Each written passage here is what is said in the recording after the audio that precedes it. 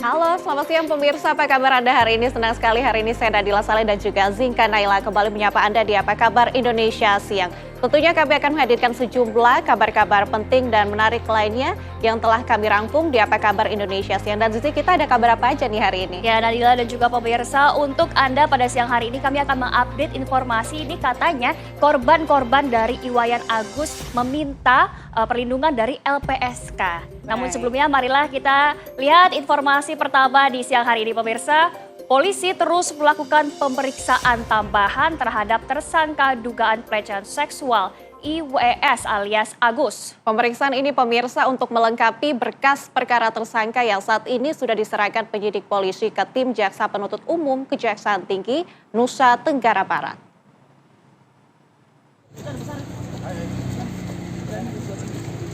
Gus, gimana pemeriksaan?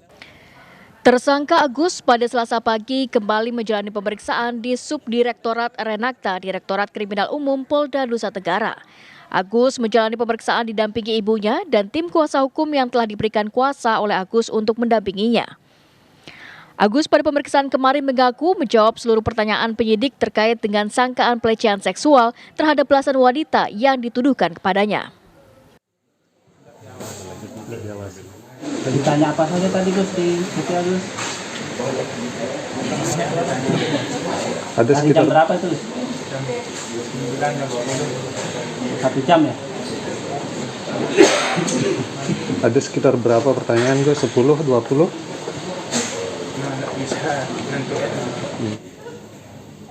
Makasih Gus. Sementara polisi terus fokus melengkapi berkas perkara yang telah diserahkan ke Kejaksaan Tinggi Nusa Tenggara Barat atas laporan 5 korban dari 7 korban pelecehan seksual yang resmi melapor ke polisi.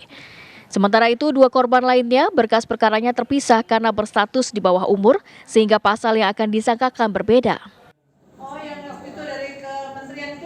Ini kita fokus, saat ini kita fokus terkait dengan berkas perkara yang sudah kita lakukan pemeriksaan dan 2 sudah kita GAI, salah satunya memang ada anak-anak. Tapi fokus di dalam pemeriksaan itu ada 5 termasuk dengan korban itu sendiri. Saat ini berkas perkara para korban itu tengah diteliti tim Jaksa Penuntut Umum Kejaksaan Tinggi Nusa Tenggara Barat. Berkas perkara itu telah diterima jaksa pada 29 November lalu. Dari Mataram, Nusa Tenggara Barat, Herman Zudi, TV One mengabarkan.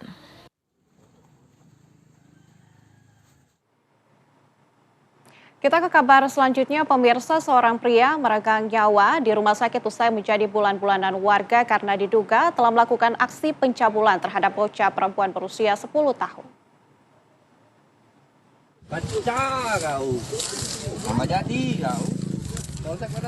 Beginilah nasib Sugiman alias Gareng, 52 tahun, setelah dikeroyok massa akibat diduga telah mencabuli bocah perempuan usia 10 tahun di toilet masjid tak jauh dari rumah korban beberapa hari yang lalu. Sugiman dicurigai sebagai pelaku setelah salah satu warga melihat Sugiman membawa korban ke area masjid. Hal tersebut disampaikan warga ke orang tua korban yang langsung mencari pelaku. Sugiman yang sudah dicurigai tak lama terlihat batang hidungnya dan langsung ditangkap warga perumahan Gria Buana, Kelurahan Sukajaya, Kecamatan Sukarami, Kota Palembang, dan dikeroyok massa hingga harus dibawa ke rumah sakit karena luka-luka yang dialaminya. Adanya laporan dari salah satu warga bahwa anak tersebut diajak orang yang tidak dikenal ke arah masjid, Terus? Dan sangat mencurigakan. Dan bahkan ada juga yang mengetahui dia di belakang rumah sini, mungkin itu kita namanya menduga, tapi dia sudah memberikan sesuatu, tapi anak tersebut tidak mau, akhirnya dia berlari di situ. Maka orang tersebut melapor dengan orang tuanya bahwa anakmu diajak orang yang tidak dikenal. Akhirnya anaknya ditanya, mengaku bahwa saat terjadi itu merasa alat vitalnya sakit. Itu.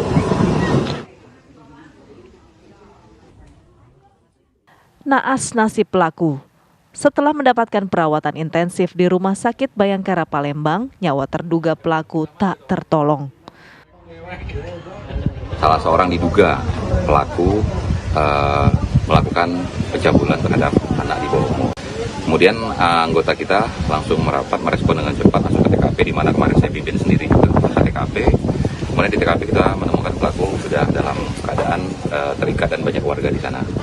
Kemudian untuk pertempatan dan pertolongan kepada diduga pelaku, kita bawalah diduga pelaku ke rumah sakit Bayangkara. Sampai di sana sempat diberikan pertolongan pertama, namun mengingat luka yang cukup parah, akhirnya tidak tertolong lagi dan diduga pelaku ini meninggal dunia. Di leg spesialisnya terhadap peristiwa diduga pencabulan anak ini sudah kemarin langsung kita kawal, kita arahkan korban untuk ke Polrestabes karena leg spesialisnya unit PPA Polrestabes yang menangani. Kasus pengeroyokan yang mengakibatkan pelaku meninggal dunia tersebut kini ditangani oleh Polsek Sukarami. Sejauh ini, polisi telah mengambil keterangan sebanyak 5 orang saksi. Dari Palembang, Sumatera Selatan, Samsul Rizal, TV One, mengabarkan. Ya pemirsa, 2 siswi SMP di Gorontalo saling adu jotos di ruang kelasnya. Ini viral di media sosial. Perkelahian dipicu lantaran keduanya saling ejek.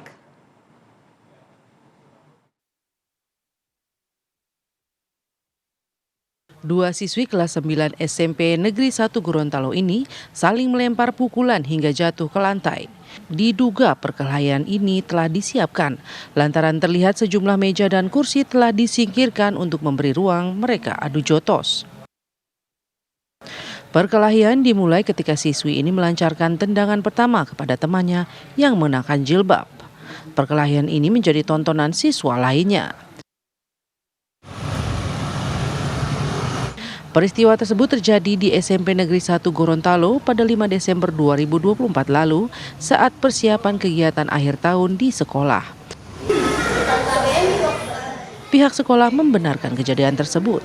Kedua siswa telah diberikan teguran keras dan diberikan pembinaan. Tindakan kepada siswa itu sesuai dengan aturan tata tertib sekolah, yaitu disiplin positif di sekolah.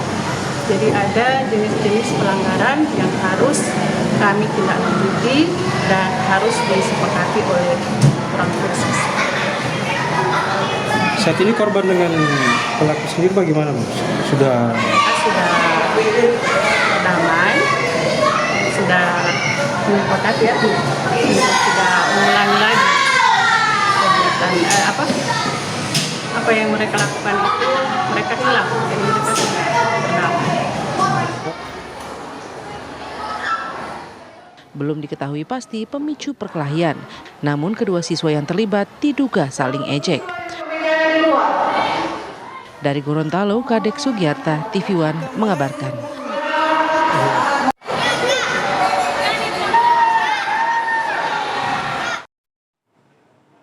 Pemirsa, seorang pria dengan tega menganiaya 3 orang anak di Deli Serdang, Sumatera Utara.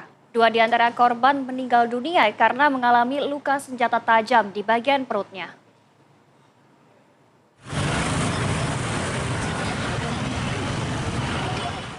Tiga anak berinisial NS, 6 tahun, OS 5 tahun, dan SS, warga Jalan Masjid Gang Dahlia 7, Bandar Khalifah Percut Setuan Deli Serdang, Sumatera Utara, dianiaya oleh seorang pemuda berinisial RS di depan rumahnya.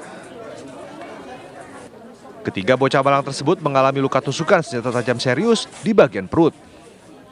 Ketiganya dalam kondisi kritis saat dilarikan ke rumah sakit untuk perawatan. Namun 2 diantaranya meninggal dunia. Tadi kami begitu mendapatkan informasi adanya peristiwa penganiayaan, kami langsung bergerak cepat turun ke tempat kejadian. Setelah kami sampai, memang benar peristiwa itu ada dan korban sebanyak 3 orang yang masih usia anak-anak. Jadi korban ketiganya langsung dievakuasi ke rumah sakit Mitra Medika yang terdekat. korban sama pelaku tetanggaan? Ya, korban dengan pelaku mereka adalah bertetanggaan. Kapolsek Medan Tembung menambahkan, pelaku yang merupakan tetangga korban melakukan aksinya diduga hanya karena sakit hati, karena sering diejek oleh ketiga korban. Kini petugas telah memasang garis polisi di lokasi kejadian untuk penyelidikan lebih lanjut. Dari Medan, Sumatera Utara, Martinus Sitorus, TV One mengabarkan.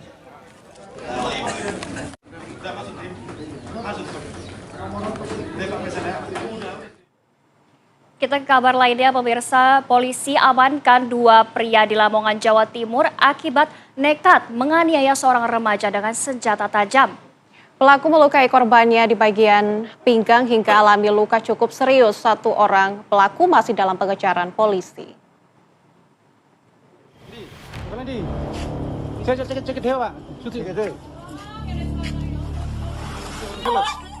Bacok tiang mati.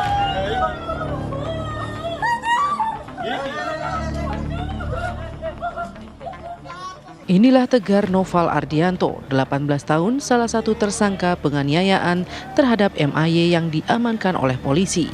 Saat penangkapan, pelaku diminta polisi untuk menunjukkan barang bukti celurit yang disimpan di tumpukan batu yang ditutupi terpal. Saat pelaku menunjukkan celurit, keluarga pelaku histeris. Setelahnya polisi membawa pelaku ke kantor polisi.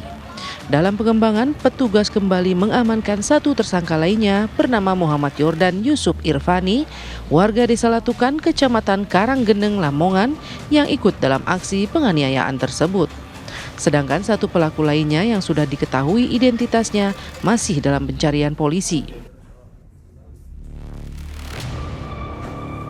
Terjadinya tindak pidana yang tanggal 10 November, TKP-nya di Kecamatan Sukodadi. Alhamdulillah dari Satreskrim Polres Lamongan sudah bisa berhasil mengungkap kasus tersebut dengan melakukan penangkapan terhadap 2 tersangka. Untuk motifnya saat ini terjadinya pengeroyokan itu masih dilakukan penyidikan dan penyidikan oleh Satreskrim Polres Lamongan, unit PPH. Untuk mempertanggungjawabkan perbuatannya, kedua tersangka ditahan di Polres Lamongan guna penyidikan lebih lanjut dan akan dijerat pasal 80 ayat 1 Undang-Undang Darurat Perlindungan Anak tentang kekerasan dengan ancaman hukuman 10 tahun penjara. Dari Lamongan, Jawa Timur, Muhammad Mahrus, TV One mengabarkan.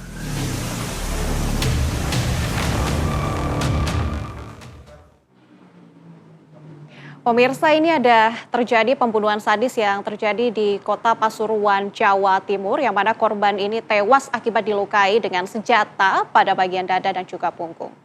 Pelaku sudah diamankan petugas saat ini dan masih dalam proses pemeriksaan. Sampai koyong ini gedenya tuh Korban tewas bernama Tulus Widianto, usia 42 tahun, warga kampung Kelak, Kelurahan Blandongan, Kecamatan Pukul Kidul, Kota Pasuruan, Jawa Timur. Pelaku tak lain adalah tetangga korban. Saat ini pelaku sudah diamankan polisi dan masih menjalani pemeriksaan tim penyidik. Dari kesaksian warga, saat itu korban sedang belajar dengan anaknya, tiba-tiba pelaku datang membawa pisau dapur. Kemudian korban menyuruh anaknya ke lantai 2, tanpa pikir panjang, pelaku yang diduga tetangganya itu melukai korban dengan senjata tajam hingga tewas akibat luka di bagian punggung dan juga dada. Tutup lah dokumen, iya tutup mari yakin.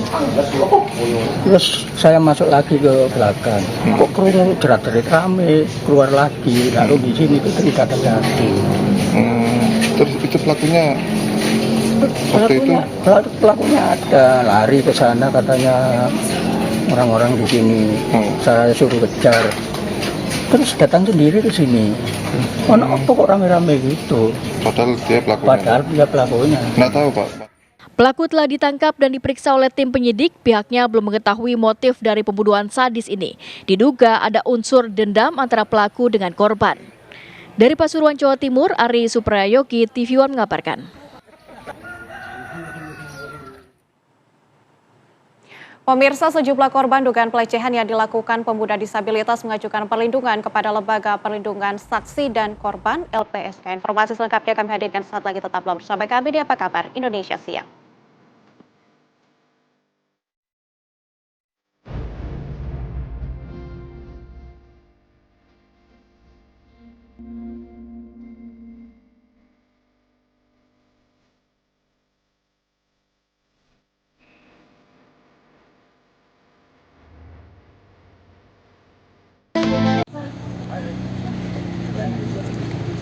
Gus, gimana pemeriksaan? Tersangka Agus pada Selasa pagi kembali menjalani pemeriksaan di Subdirektorat Renakta, Direktorat Kriminal Umum Polda Nusa Tenggara. Agus menjalani pemeriksaan didampingi ibunya dan tim kuasa hukum yang telah diberikan kuasa oleh Agus untuk mendampinginya. Agus pada pemeriksaan kemarin mengaku menjawab seluruh pertanyaan penyidik terkait dengan sangkaan pelecehan seksual terhadap belasan wanita yang dituduhkan kepadanya. Ditanya apa saja tadi Gus di situ Gus? Ada sekitar jam berapa itu? 1 jam ya? Ada sekitar berapa pertanyaan Gus? 10, 20?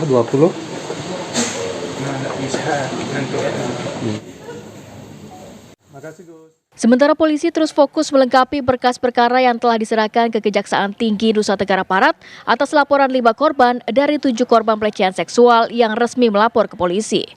Sementara itu 2 korban lainnya berkas perkaranya terpisah karena berstatus di bawah umur sehingga pasal yang akan disangkakan berbeda.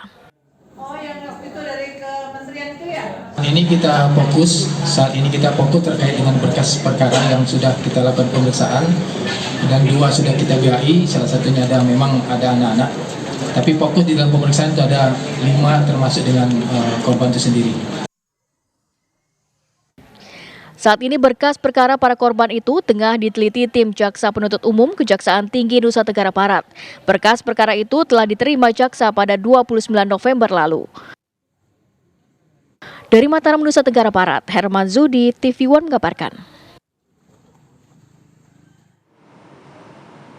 Pemirsa, sejumlah korban dugaan pelecehan yang dilakukan pemuda disabilitas mengajukan perlindungan kepada Lembaga Perlindungan Saksi dan Korban LPSK.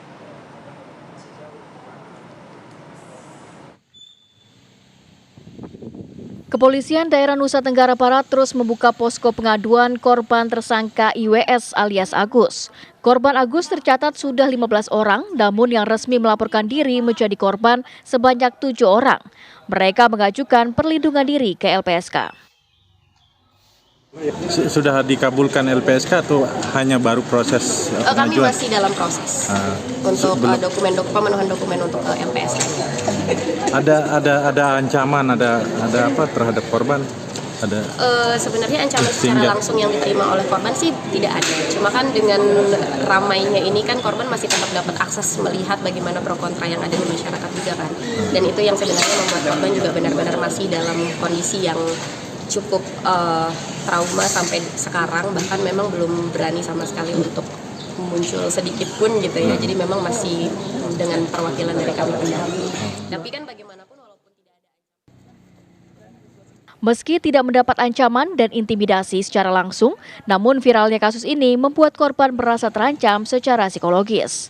Dari Mataram, Nusa Tenggara Barat, Herman Zudi, TV One mengabarkan. Pemirsa, menurut pendamping korban pelecehan yang diduga dilakukan Agus, para korban ini mengajukan permohonan perlindungan kepada Lembaga Perlindungan Saksi dan Korban LPSK. Bagaimana LPSK menanggapi permohonan tersebut? Sudah tersambung bersama kami Wakil Ketua LPSK Ibu Sri Suparyati. Assalamualaikum Ibu Sri. Waalaikumsalam. Ya, Ibu, sejauh ini sudah ada berapa korban yang meminta perlindungan kepada LPSK dan bagaimana respon dari LPSK terhadap korban-korban yang meminta perlindungan ini, Bu? Sejauh ini kami masih baru terima 1 ya, dan itu pun juga dari kuasa hukum dari salah satu korban. Jadi kalau misalnya memang ada terindikasi beberapa korban yang lain, LPSK membuka diri untuk menerima beberapa korban lain untuk laporkan atau memberikan permohonan perlindungan kepada LPSK gitu. Nah, berkaitan dengan permohonan yang sudah masuk, pastinya kami akan coba untuk lakukan penelaahan ya berkaitan dengan permohonan tersebut, penelaahan dalam konteks sifat pentingnya keterangan, dan kemudian juga indikasi adanya tindakan medis, psikologis yang mungkin bisa kami tindak lanjuti, dan juga beberapa informasi lain yang memang dianggap penting untuk kami bisa dalami. Baik, Bu Sri, ini kan kita ketahui bersama bahwa terduga pelaku ini memiliki disabilitas. Apakah kemudian perlindungannya akan sama kepada korban karena mengingat ancamannya mungkin tidak separah atau sekuat orang-orang lainnya yang tidak memiliki disabilitas, Bu? Dalam konteks perlindungan, kami tetap sesuai dengan undang-undang yang mendasari LPSK ya dalam hal memberikan perlindungan. Karena bentuk perlindungan itu kan kalau memang tidak ada bentuk ancaman, berarti kan bisa dengan bentuk bantuan yang lain ya. Misalnya seperti bantuan medis, psikologis gitu ya, psikososial, mungkin psikologis yang lebih memungkinkan bagi para korban gitu. Mungkin juga dalam hal pendampingan misalnya. Jadi bentuk-bentuk perlindungan yang sudah diberikan kepada LPSK dari sisi peraturan perundang-undangan itu sebenarnya kami berikan juga kepada korban yang lain meskipun pelakunya adalah disabilitas gitu. Baik, Ibu, korban ini kan informasi yang kami dapatkan kurang lebih ada 15 korban yang memang sudah melapor begitu, baik melapor ke pihak kepolisian. Dan informasi yang kami dapatkan juga beberapa diantaranya ini masih di bawah umur. Apakah akan ada pendampingan khusus yang dilakukan kepada korban-korban yang masih berada di bawah umur, Ibu? Tentunya iya, kalau ada korban di bawah umur, memang di bawah umur ya itu membutuhkan satu mekanisme khusus. Nah, saya sih mengundang juga kolaborasi dari pihak kepolisian setempat ya, selain juga LPSK, mungkin kepolisian setempat juga bisa menggandeng Komisi Perlindungan Anak Indonesia gitu ya, kalau misalnya ada korban di bawah umur gitu. Karena setidaknya mereka memang ada spesifik perlindungan yang cukup khusus atau trauma yang memang sedikitnya berbeda gitu ya, sehingga bantuan psikologis, medis dan juga psikososial mungkin serta pendampingan juga sangat dibutuhkan. Nah, untuk itu kami LPSK juga mengundang kolaborasi dari pihak kepolisian untuk juga bisa berkoordinasi kepada LPSK jika memang dibutuhkan ada korban-korban yang sudah melaporkan kepada pihak kepolisian juga bisa diberitahukan kepada LPSK. Baik, Ibu Sri, ini informasinya kalau tidak salah sudah ada 5 korban yang meminta perlindungan. Apakah dari kelima korban tersebut kemudian ada yang hamil? Karena informasi yang beredar di masyarakat ini ada korban yang hamil akibat pelecehan seksual yang dilakukan oleh pelaku. Kami belum mendalami sejauh itu ya, karena dari 5 korban yang sudah tersebutkan di atas itu belum ada pengajuan ke LPSK, baru 1 yang diajukan ke LPSK. Juga kami masih menjangkau lewat kepolisian. Jadi korban yang lainnya belum kami terima permohonannya dan juga belum kami telah lebih jauh gitu. Jadi apakah memang ada indikasi mereka baik, Ibu, untuk sejauh ini pastikan itu.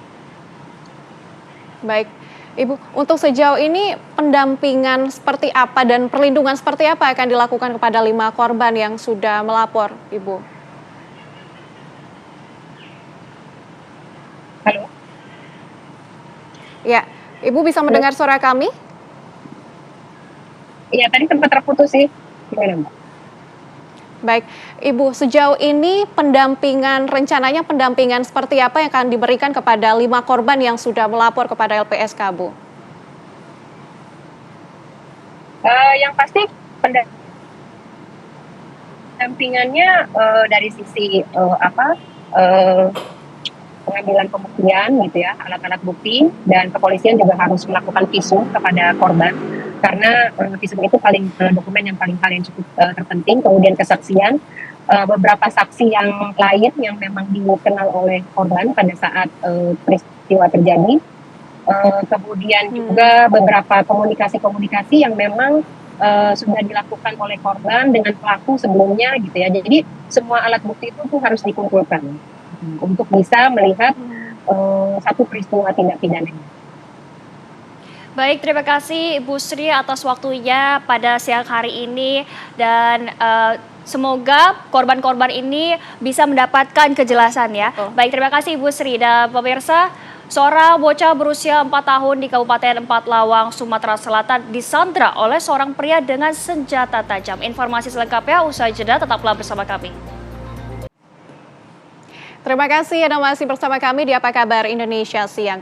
Pemirsa, seorang bocah berusia 4 tahun di Kabupaten Empat Lawang, Sumatera Selatan disandra oleh seorang pria dengan senjata tajam. Penyelamatan yang dilakukan aparat kepolisian pun berlangsung dramatis. Boleh? Dulu lah, cerita dulu apa masalahnya. Tidak ada apa-apa nak. Itu Om baik nak. Om kaget beli ke TV. Ya, tidak apa-apa. Itu dekat situ.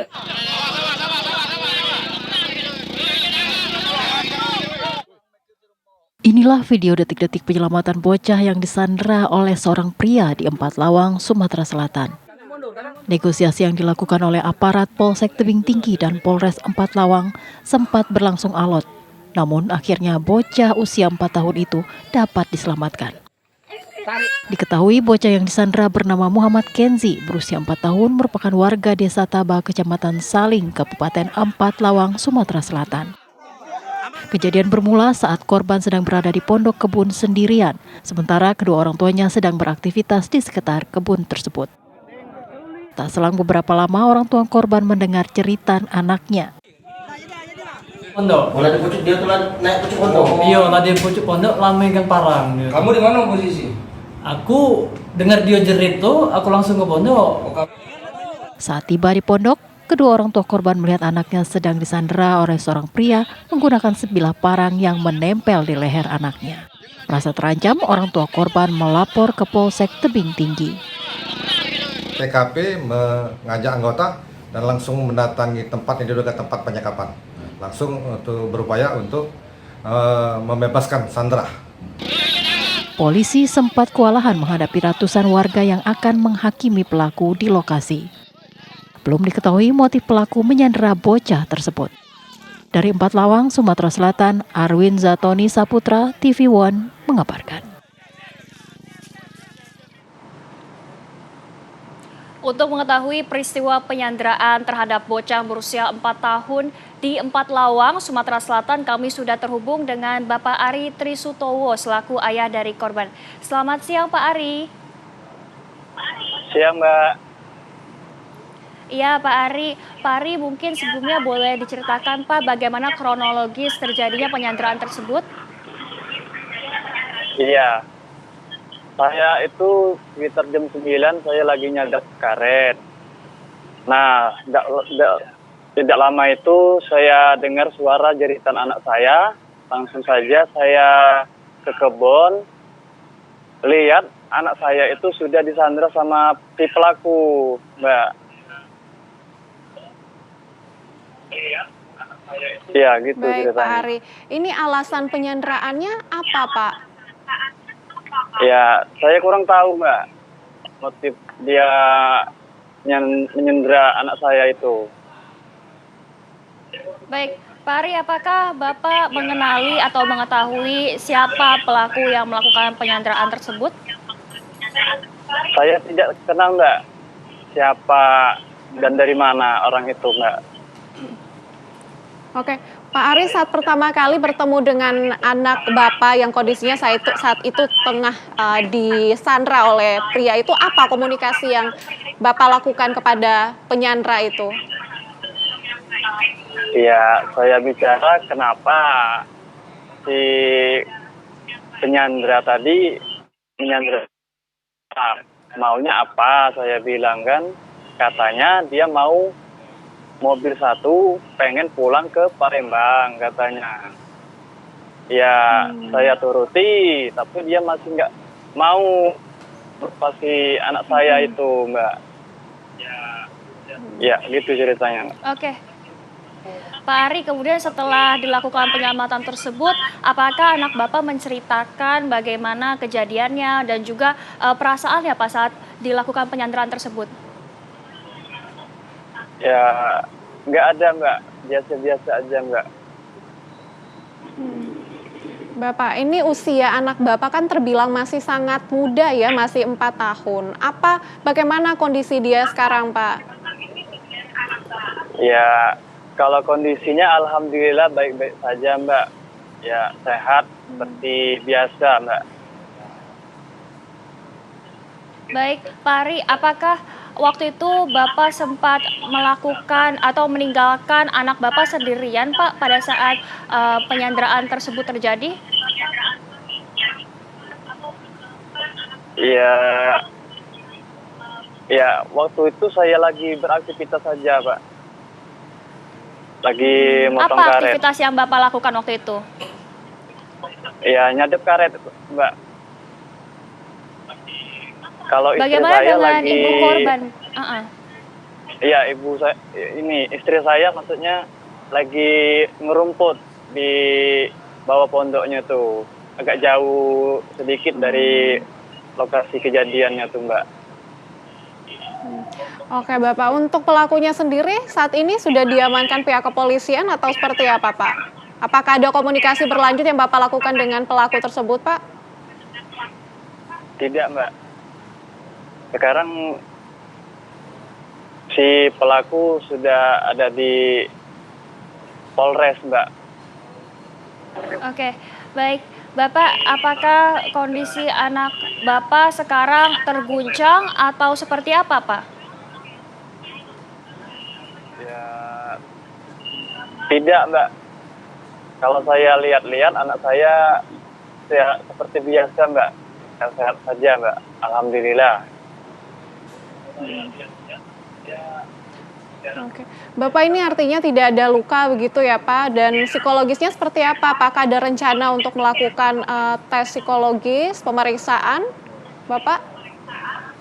Oh, kalau itu sudah Mbak. Sudah diperiksa sama ya. Untuk apakah ada luka Pak? Karena waktu disandra itu kan ada membawa senjata tajam ya Pak. Apakah ada luka di badan anaknya ataukah aman-aman saja Pak? Iya, alhamdulillah tidak ada luka sedikit pun di tubuh saya. Alhamdulillah. Oke, Bapak, ketika kemudian Bapak sudah melakukan tes psikologis, kemudian hasilnya seperti apa, Pak? Ya, baik-baik saja, Mbak. Oke, baik. Terima kasih Pak Ari atas waktunya pada siang hari ini, Pak. Semoga pelakunya segera diberikan hukuman yang pantas. Dan pemirsa dan Zizi, kita beralih ke informasi selanjutnya. Ini penceramah kontroversial Gus Miftah terus menjadi sorotan. Bahkan silsilah sebagai keturunan ke-9 Kiai Ageng Muhammad Besari dari Ponorogo, Jawa Timur juga dipertanyakan. Informasi selengkapnya akan kami hadirkan sesaat lagi.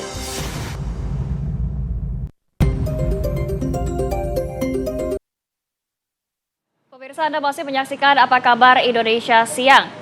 Penceramah kontroversial Gus Miftah terus menjadi sorotan. Bahkan silsilah sebagai keturunan ke-9 Kiai Ageng Muhammad Besari dari Ponorogo, Jawa Timur juga dipertanyakan. Kebetulan Kiai, saya keturunan ke-9 dari Mbah Muhammad Besari. Miftah, Kiai Murodi, Muhammad Boniran, Muhammad Usman, Jalal Iman, Karyonawi, Madarum, Muhammad Ilyas, Muhammad Besari. Klaim silsilah Gus Miftah, penceramah kontroversial sekaligus mantan utusan Presiden bidang kerukunan beragama sebagai keturunan ke-9 ulama besar Kiai Ageng Muhammad Besari memicu polemik di Ponorogo. Jadi saya keturunan ke-18 dari Prabu Brawijaya, keturunan ke-17 dari Raden Patah Demak. Sebagian besar zuriah Kiai Ageng Muhammad Besari meragukan klaim dari Gus Miftah. Raden Kunto Pramono, keturunan ke-8 Kiai Ageng Muhammad Besari, meragukan klaim Gus Miftah yang mengaku sebagai zuriah keturunan ke-9 Ki Ageng Muhammad Besari. Raden Kunto memaparkan silsilah 8 generasi yang dapat dijelaskan secara jelas dan runut, mulai dari Kiai Ageng Muhammad Besari, Kiai Ageng Muhammad Ilyas, Kiai Kanjeng Bagus Hasan Besari, Kiai Kasan Anom I, Kiai Kasan Anom II, Eyang Gatut Muhammad Ismail, Raden Hartawan Cokro Disiswoyo, dan Raden Kunto Pramono. Raden Kunto menegaskan siapapun yang mengaku sebagai keturunan Kiai Ageng Muhammad Besari harus dapat menunjukkan bukti konkret. Sebagai contoh, pahlawan nasional Hos Cokro Aminoto dikonfirmasi sebagai bagian dari keluarga besar Tegal Sari berdasarkan silsilah yang valid. Meski Gus Miftah pernah mengisi acara haul di Tegal Sari, Kunto menegaskan bahwa pencarian di silsilah Kiai Ageng Muhammad Ilyas tidak menemukan hubungan nasab yang dimaksud. Sementara itu, pihak keluarga keturunan dari Kiai Ageng Muhammad Besari membenarkan jika orang tua Gus Miftah dulunya merupakan warga Bantengan, Desa Mojorejo, Kecamatan Jetis Ponorogo. Namun setelah mondok di Kediri, orang tua Gus Miftah bertransmigrasi ke Lampung. Nama Gus Miftah itu terdaftar mboten nggih? Kalau itu tidak ada dalam silsilah, itu memang sebetulnya tidak ada lah. Maksud saya itu juga saya itu mengharapkan itu memang itu kalau memang dari Kiai Ageng Muhammad Ilyas ya, betul lagi Kiai Muhammad Sari itu, yaitu dari istri keberapa itu, nah itu nanti akan ketemu gitu seperti itu. Setelah saya cek yang mungkin yang namanya ini, nah ini itu kok nggak ada lah, itulah saya masih merasa ada keraguan lah di situlah. Hal senada juga dikatakan perangkat desa Mojorejo Muhammad Nur Hashim. Menurut Nur Hashim, nama asli ayah Gus Miftah adalah Turut. Turut merupakan warga asli Dusun Bantengan, Desa Mojorejo, Kecamatan Jetis Ponorogo. Setelah mondok di Kediri, nama ayah Gus Miftah berubah menjadi Murodi. Gus Miftah lahir di Lampung. Miftah merupakan anak ketiga dari 5 bersaudara. Menurut Nur Hashim, Gus Miftah bukan keturunan Kiai Ageng Muhammad Besari karena Gus Miftah merupakan putra Turut atau Murodi. Kakek Gus Miftah yaitu Mbah Boniran, Ngusman, Jalal Iman, dan Hasan Abdullah merupakan warga asli Dusun Bantengan. Tahu saya itu Gus Miftah itu putra dari Bapak Murodi atau Bapak Turut itu, kemudian Bapak Turut punya bapak namanya Mbah Buniran. Gus Miftah pernah ke Mojorejo, Ponorogo, Jawa Timur karena diundang mengisi pengajian tahun 2013 lalu. Hanya ayah dan adik Gus Miftah yang sering ke Mojorejo untuk mengunjungi keluarga. Dari Ponorogo, Jawa Timur, Aris Sutikno, TV One mengabarkan. Saya keturunan ke-9 dari Mbah Muhammad Besari. Miftah, Kiai Murodi, Muhammad Boniran, Muhammad Usman, Jalal Iman, Karyonawi, Madarum, Muhammad Ilyas, Muhammad Besari. Nomor 9.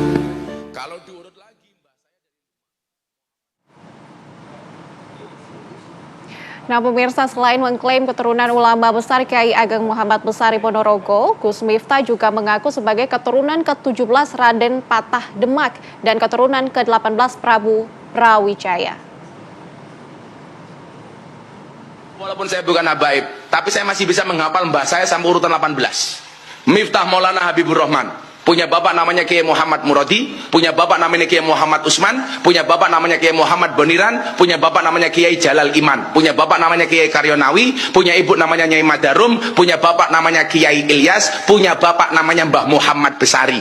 Makamnya di Ponorogo, Tegal Sari, walinya Ponorogo. 9. Mbah Muhammad Besari punya bapak Anom Besari, makamnya di Caruban. Anom Besari punya bapak namanya Abdullah Mursad, makamnya di Kediri. Abdullah Mursad punya bapak namanya Pangeran Demang II. Pangeran Demang II punya bapak Pangeran Demang I. Pangeran Demang I punya bapak namanya Panembahan Wirasmoro. Panembahan Wirasmoro punya bapak namanya Susuhan Praworo. Susuhan Praworo punya bapak namanya Sultan Trenggono. Punya bapak namanya Raden Patah. Punya bapak namanya Prabu Brawijaya. Ini saya hafal Kiai.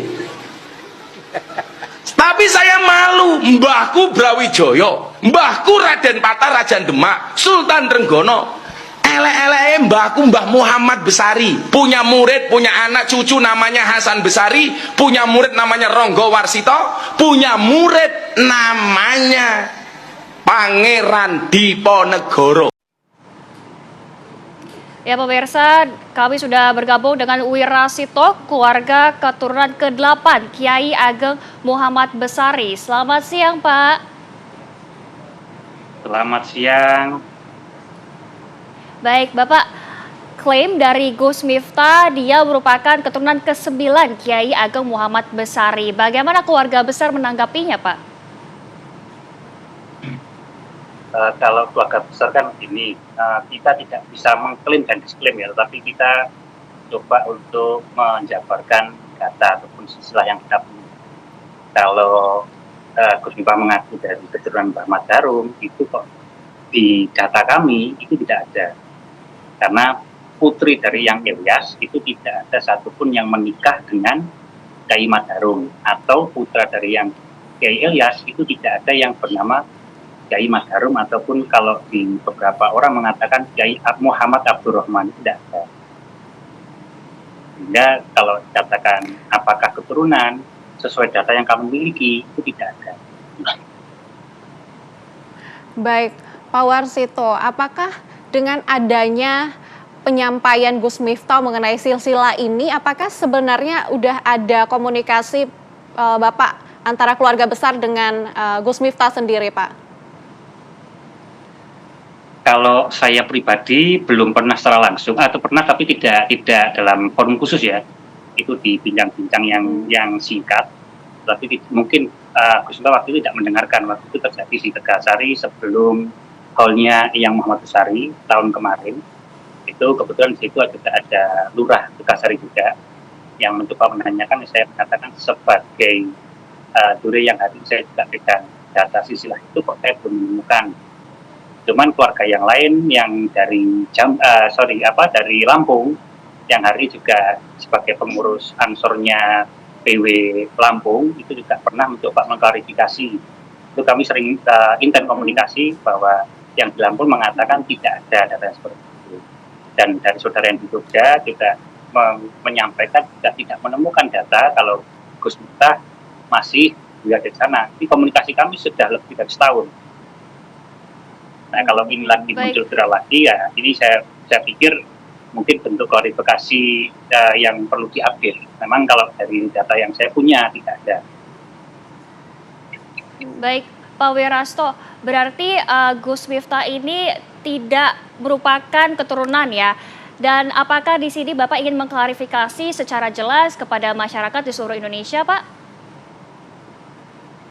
Kalau saya pribadi tidak mencoba untuk mengklaim atau disklaim ya, tapi ini diharap bagi pribadinya ya, kalau memang tidak, lebih baik mengakui tidak. Karena apa? Di tradisi kami, siapapun itu diperbolehkan kok mengaku keluarga, entah keluarga secara genetik ataupun secara keilmuan.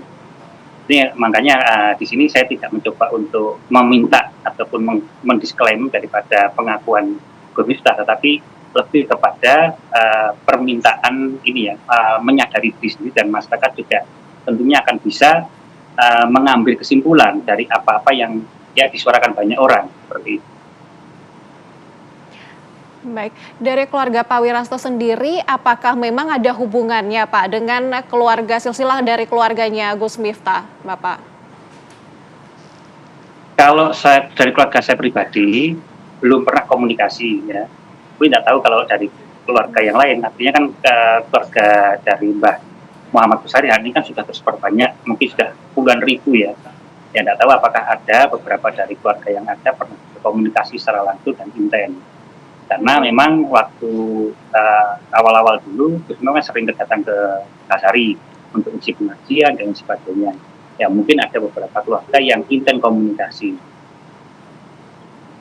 Baik, Pak Wirasto, ini kan berarti secara tidak langsung nama keluarga Bapak juga turut dibawa dalam kontroversi yang sedang terjadi, di mana video Miftah ini kan viral, mengolok-olok ada komedian, ada seniman juga.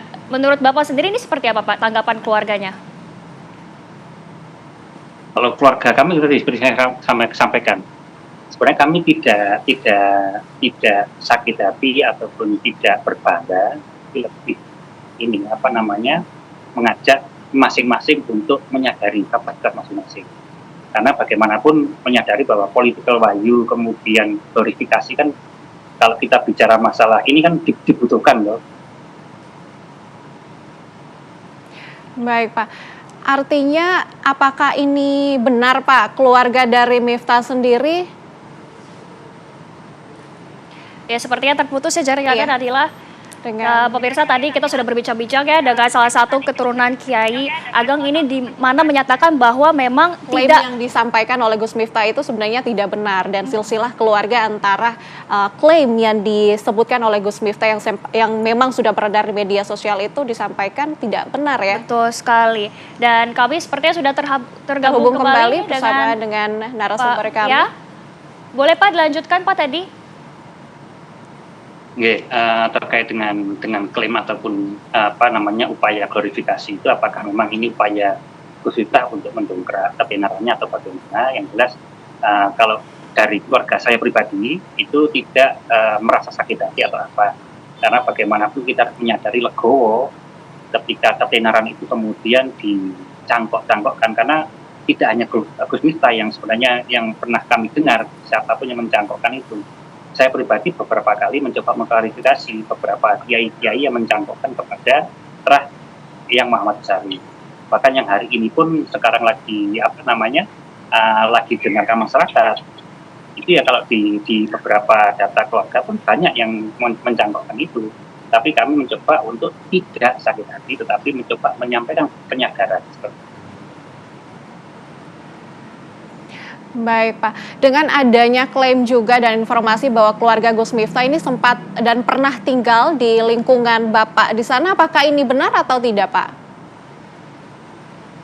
Kalau pernah tinggal, beberapa cerita itu memang ada dari bapaknya atau mbahnya itu di dekatnya Tegasari, memang di timurnya Tegasari itu ada sebuah tempat bernama Bantengan ya, atau di dekatnya Mojorejo itu ada sebuah dusun namanya Bantengan. Tapi kemudian beliau itu kan trans ke Lampung gitu kan. Tapi berarti Bapak dan keluarga benar-benar tidak pernah mengenal atau berbincang secara langsung ya Pak kepada keluarganya Miftah ini? Belum pernah. Dan lagi-lagi kalau mengatakan kalau secara pribadi belum pernah berbincang dengan salah satu keluarga dari Gus Miftah.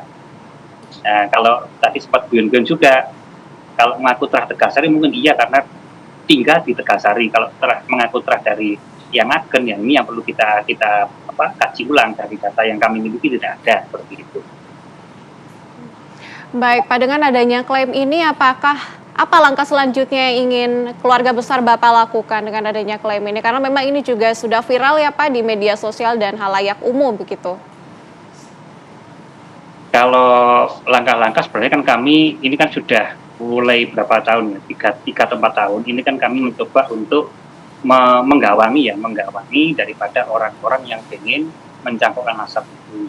Bukan karena kita merasa tidak, tapi untuk menjaga supaya nama leluhur ini tidak disalahgunakan.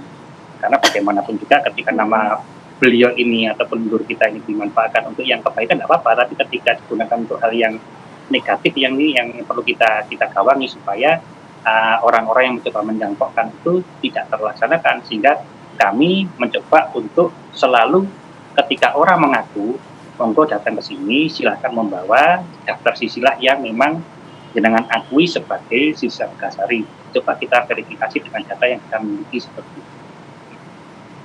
Baik, Pak Wirasto, berarti Bapak memang sudah memiliki bukti konkret ya Pak bahwa tidak ada nama silsilah dari keluarganya Miftah?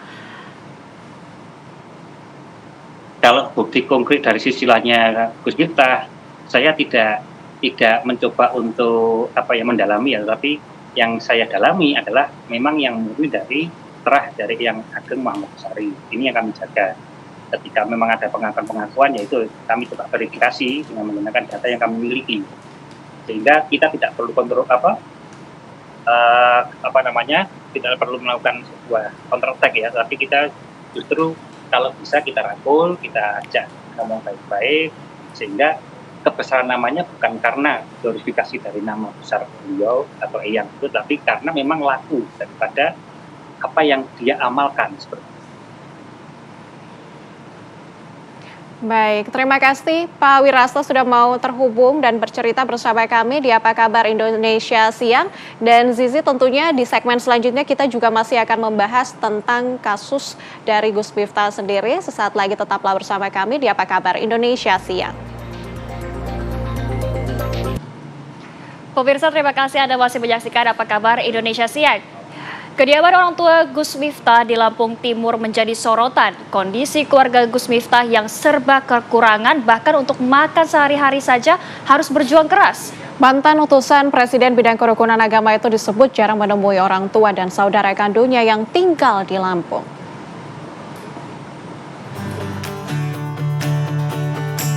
Gara-gara ucapan Gus Miftah pada seorang penjual es teh, sosok pendakwah kontroversial itu terus dikuliti. Termasuk kondisi orang tua dan keluarganya di Desa Adiluhur, Kecamatan Jabung, Lampung Timur. Gus Miftah memiliki nama lengkap Miftah Maulana Habibur Rahman, lahir di Lampung Timur pada 5 Agustus 1981. Ia memiliki nama kecil Miftahin Anan Maulana. Ayahnya seorang petani, sedangkan ibu berdagang sayur di pasar untuk menghidupi anak-anaknya. Kondisi keluarganya yang serba kekurangan, bahkan untuk makan sehari-hari saja mereka harus berjuang keras. Gus Miftah memulai pendidikan pesantrennya di Pondok Pesantren Bustanul Ulum Jaya Sakti di Lampung Tengah dan kemudian melanjutkan ke Pondok Pesantren Nurul Huda Sragen. Setelah itu ia mencoba kuliah di IAIN Sunan Kalijaga namun tidak menyelesaikan pendidikannya di tahun terakhir. Gus Miftah kemudian melanjutkan kuliah di Universitas Islam Sultan Agung Semarang pada program studi pendidikan agama Islam dan berhasil menyelesaikan pendidikan tinggi tersebut pada tahun 2023.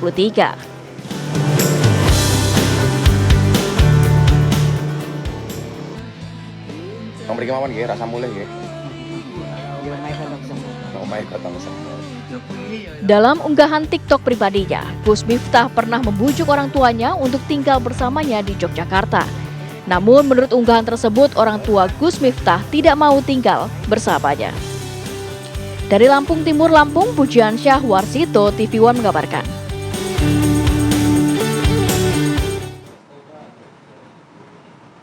Pemirsa, kita bergeser ke wilayah Tapanuli Selatan di Sumatera Utara. Ini ada oknum aparatur sipil negara di Kabupaten Tapanuli Selatan, Sumatera Selatan yang tega mencabuli seorang remaja putri berusia 13 tahun hingga hamil. Pria yang menjabat sebagai kepala bidang di Dinas Perkim Tapanuli Selatan ini mengaku tega mencabuli korban lantaran sering lihat korban di kamar mandi.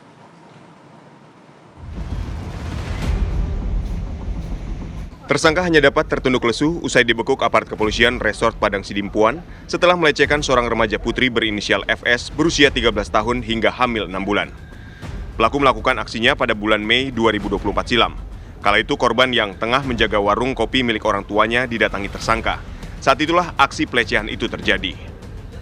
Korban diancam tersangka untuk tidak menceritakan hal tersebut kepada orang lain dan memberi uang senilai Rp5.000. Aksi pencabulan tersebut terulang hingga 3 kali. Kasus ini terungkap setelah keluarga korban curiga melihat kondisi tubuh korban, kemudian membawa korban ke puskesmas dan diketahui telah hamil 6 bulan. Pihak keluarga melaporkan kejadian ini ke Mapolres Padang Sidimpuan. Tersangka yang mengetahui korban membuat laporan panik dan kabur ke dalam hutan sebelum akhirnya diserahkan pihak keluarga ke kepolisian. Hari Sabtu kemarin tanggal 7 Desember 2024, kita telah berhasil menemukan yang diduga sebagai pelaku. Setelah itu kita laksanakan gelar perkara penetapan tersangka terhadap yang bersangkutan. Pelapor melaporkan kejadian ini dan pelaku secara kooperatif melalui keluarga menyerahkan diri kepada pihak kita. Dari pengakuan pelaku mengatakan karena ketakutan dan dari laporan orang tua korban, pelapor melarikan diri melalui jalur hutan. Untuk mempertanggungjawabkan perbuatannya, tersangka kini mendekam di balik jeruji besi Mapolres Padang Sidimpuan. Dari Padang Sidimpuan, Sumatera Utara, Dedi Herianto, TV One, mengabarkan.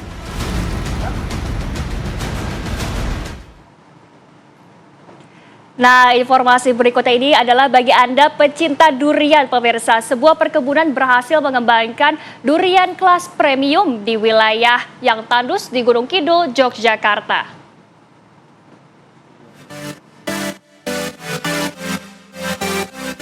Geografis wilayah Kabupaten Gunung Kidul yang sebagian besar merupakan kawasan karet menjadikan wilayah ini terlihat tandus dan juga gersang di permukaan tanahnya.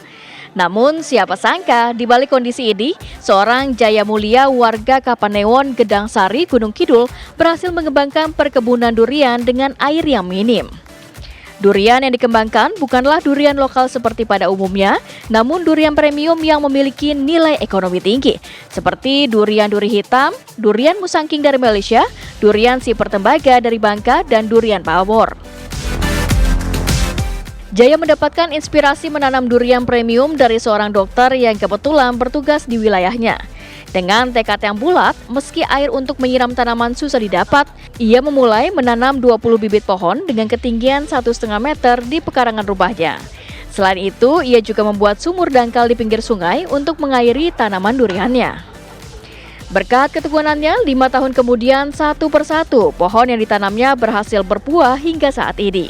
Untuk penjualan durian hanya melalui online dan pemesan kebanyakan berasal dari sejumlah kota di Jawa seperti Jakarta, Bandung, dan Tasikmalaya, Jawa Barat dengan harga antara Rp100.000 hingga Rp300.000 per kilogram. Bupati Gunung Kidul, Heri Susanto, mengapresiasi hasil yang dicapai oleh salah satu warganya. Heri berharap durian premium ini bisa direplikasikan di wilayah lain di Gunung Kidul sehingga bisa dijadikan potensi wisata terpadu dengan objek wisata alam. Di sini air memang susah, tapi kan kita bisa mendapatkan air sedikit-sedikit. Untuk air saya menggunakan sumur dangkal buatan sendiri. Karena di sini PDAM belum masuk, jadi menggunakan sumur dangkal. Ini nanti bisa direplikasi di banyak tempat di Kabupaten Gunung Kidul. Tentunya ini akan menjadi komoditi unggulan dengan nilai ekonomi yang sangat tinggi dan kemudian ini bisa kita jadikan potensi wisata terpadu. Dari Gunung Kidul, Yogyakarta, Lukas Didit, TV One mengabarkan.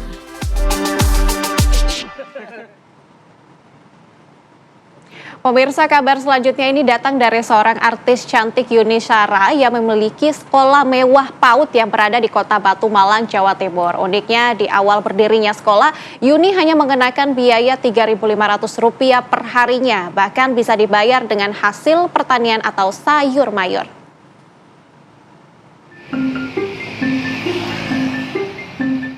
Inilah sekolah PAUD atau Sekolah Pendidikan Anak Usia Dini milik artis cantik Yuni Shara yang terletak di Jalan Imam Bonjol, Kota Batu. Sekolah ini memiliki 3 lantai dan terdiri dari 14 ruangan yang ber-AC. Untuk satu kelas maksimal ada 15 siswa dengan 2 pengajar, serta fasilitas bermain yang luas. Sekolah PAUD Cahaya Permata Abadi ini sendiri berdiri sejak tahun 2004 dan berpindah-pindah tempat dari satu tempat ke tempat lainnya. Di tahun 2012, kondisi sekolah yang memprihatinkan menggugah keprihatinan Yuni Shara untuk memberikan donasi agar PAUD ini memiliki tempat yang layak. Sejak berdiri hingga tahun 2020, PAUD ini hanya mengenakan biaya pendidikan sebesar Rp3.500 per harinya, bahkan bisa dibayar dengan hasil pertanian seperti sayur mayur dan juga buah-buahan. Dengan berjalannya waktu pada tahun 2020, sekolah PAUD ini kemudian menaikkan biaya pendidikan dari Rp100.000 hingga sekarang mencapai Rp250.000 per semesternya untuk PAUD dan juga TK. Meski demikian, hingga saat ini sekolah PAUD Cahaya Permata Abadi masih menerima anak-anak kurang mampu yang ingin bersekolah di sini. Saat ini ada 10 anak yang mendapatkan pelayanan prioritas karena ketidakmampuan orang tua. Sekolah ini berawal dari garasi rumah ibu saya. Setelah menerimanya, ditambah lagi dengan ruang tamu ibu saya. Nah, setelah itu baru kami pindah di villa, pinjam pakai lagi di balai desa, di desa saya, seperti itu. Kalau ini meminta saya itu masih tetap jemput bola. Jadi kan kita cari memang orang yang kurang mampu, terus kepingin seorang di sini ya, tapi mereka harus mempunyai surat dari desa bahwa Maria memang kurang mampu dan kepingin sekolah di tempat kami. Yuni Syara sendiri sering meluangkan waktu untuk datang ke sekolah dan terlibat dalam kegiatan sekolah. Yuni juga pernah beberapa kali menjadi pemimpin upacara di sekolahnya. Dari Malang, Jawa Timur, Edi Cahyono, TV One mengabarkan.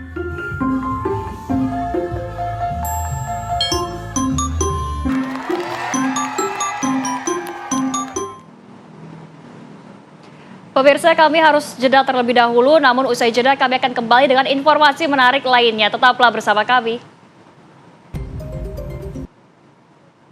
Terima kasih Anda masih bersama kami di Apa Kabar Indonesia Siang. Pemirsa, kediaman orang tua Gus Miftah di Lampung Timur menjadi sorotan. Kondisi keluarga Gus Miftah yang serba kekurangan bahkan untuk makan sehari-hari saja harus berjuang keras. Mantan utusan Presiden bidang kerukunan agama tersebut disebut jarang menemui orang tua dan saudara kandungnya yang tinggal di Lampung.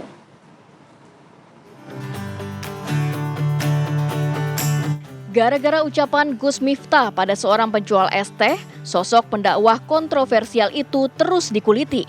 Termasuk kondisi orang tua dan keluarganya di Desa Adiluhur, Kecamatan Jabung, Lampung Timur. Gus Miftah memiliki nama lengkap Miftah Maulana Habibur Rahman, lahir di Lampung Timur pada 5 Agustus 1981. Ia memiliki nama kecil Miftahin Anan Maulana. Ayahnya seorang petani, sedangkan ibu berdagang sayur di pasar untuk menghidupi anak-anaknya. Kondisi keluarganya yang serba kekurangan, bahkan untuk makan sehari-hari saja mereka harus berjuang keras. Gus Miftah memulai pendidikan pesantrennya di Pondok Pesantren Bustanul Ulum Jaya Sakti di Lampung Tengah dan kemudian melanjutkan ke Pondok Pesantren Nurul Huda Sragen. Setelah itu ia mencoba kuliah di IAIN Sunan Kalijaga namun tidak menyelesaikan pendidikannya di tahun terakhir. Gus Miftah kemudian melanjutkan kuliah di Universitas Islam Sultan Agung Semarang pada program studi pendidikan agama Islam dan berhasil menyelesaikan pendidikan tinggi tersebut pada tahun 2023.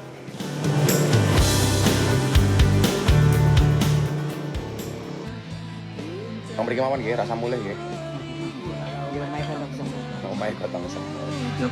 Dalam unggahan TikTok pribadinya, Gus Miftah pernah membujuk orang tuanya untuk tinggal bersamanya di Yogyakarta. Namun menurut unggahan tersebut, orang tua Gus Miftah tidak mau tinggal bersamanya. Dari Lampung Timur, Lampung, Pujian Syah Warsito, TV One mengabarkan.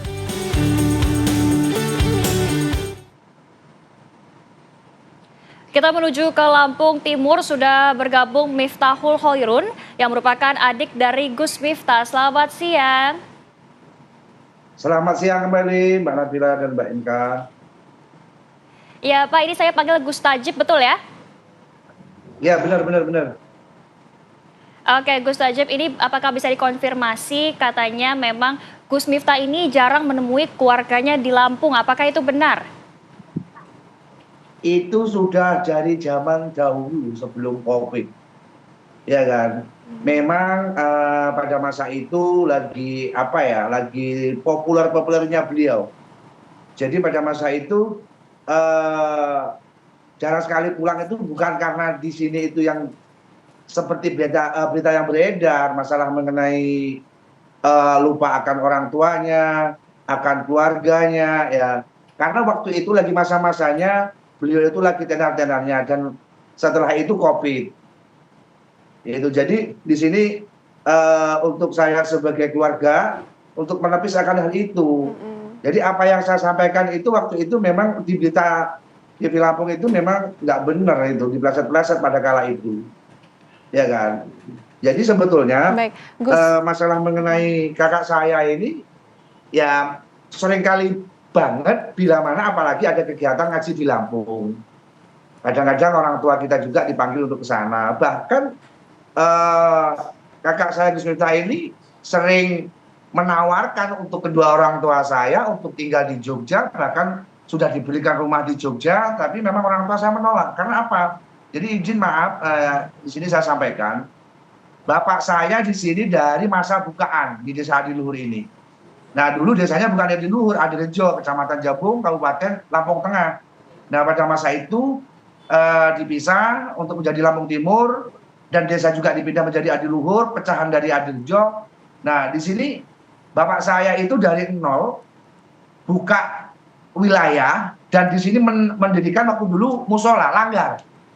Kan gitu, langgar. Karena memang bapak saya punya basic pesantren dari Jawa Timur, dari jurusan apa Gontor gitu loh. Nah, setelah beliau hijrah ke Lampung, dia memang bertani, tapi apakah seorang petani itu nggak boleh menjadi kiai, itu nggak boleh bertani, kan begitu. Kalau di beritanya memang Miftah itu bukan anak kiai, ya kalau kiai besar iya, bapak saya memang nggak punya pondok, bukan kiai besar. Tapi di sini bapak saya memang pada tahun 80 buka musola, seiring berjalannya waktu. Nah, sesampainya pada masa kemarin sekitar 10 tahun yang lalu kakak saya menjadi viral, dia membantu musola kakak saya menjadi bagus, istimewa, dan memang sekitar 5 bulan yang lalu musola itu direnovasi sama kakak saya menyeluruh. Sekarang menjadi masjid yang bagus, yang megah, yang ada pada tayangan mungkin di dunia maya ataupun di channel-channel YouTube, TikTok, ataupun Facebook dan lain sebagainya, ya kan. Jadi kalau untuk menepis ini terus masalah nama kakak saya dikait-kaitkan ini taim. Nah, orang tuanya tidak layak, itu salah. Memang pada masa itu memang mama saya berdagang membantu bapak saya di sawah. Nah, tapi apakah itu akan menghalang-halangi untuk dia mau beribadah? Memang bapak saya punya jamaah sekitar ada 500 orang di kampung ini. Entah itu jamaah Mursyid Toreko, entah itu jamaah Yasin, ya kan, tahlil, ataupun memang dalam kegiatan-kegiatan keagamaan bapak saya itu di sini ditokohkan. Gitu loh, ditokohkan sebagai ulama yang tertua pada saat ini di wilayah kami ini. Jadi di sini saya ingin menepis berita-berita dari netizen-netizen yang memang bahasanya tidak tahu, ya mungkin saya maklumi lah ya. Mudah-mudahan dia selalu diberikan kemudahan, diampuni oleh Allah Subhanahu Wa Taala, dan memang selalu dimudahkan dari segala urusannya. Kita nggak ada sifat dendam untuk para netizen yang memang tidak tahu, mau apa lagi, ya kita memaklumi. Dan bahkan kakak saya bukan belakangan ini, gitu loh, bukan belakangan ini, banyak membantu. Banyak dengan klarifikasi saya kemarin, saya dituduh yang namanya saya udah ditransfer lah, udah disogok duit lah agar semua mengklarifikasi. Itu tidak, kalau perkara kita dikasih duit kayaknya hampir tiap saya butuh loh, hampir setiap saya butuh, ataupun kalaupun mau saya dicatat tiap bulan dan lain sebagainya. Mungkin iya kalau bapak saya tiap bulan, tiap kali butuh, dengan ibu saya mungkin iya, tapi kalau untuk kita keluarganya ya kita malu toh, masih muda. Kalau misalnya kita setiap hari mau diberi uang ataupun tiap bulan mau diberi uang, kan gitu. Cuman kalau kita mempunyai kebutuhan besar ataupun punya kegiatan apa, kepengen dibeli apa yang memang sekiranya duitnya kurang, itu selalu dibantu semuanya kakak saya itu. Bahkan dari 4 kita bersaudara, kita ada 5 bersaudara.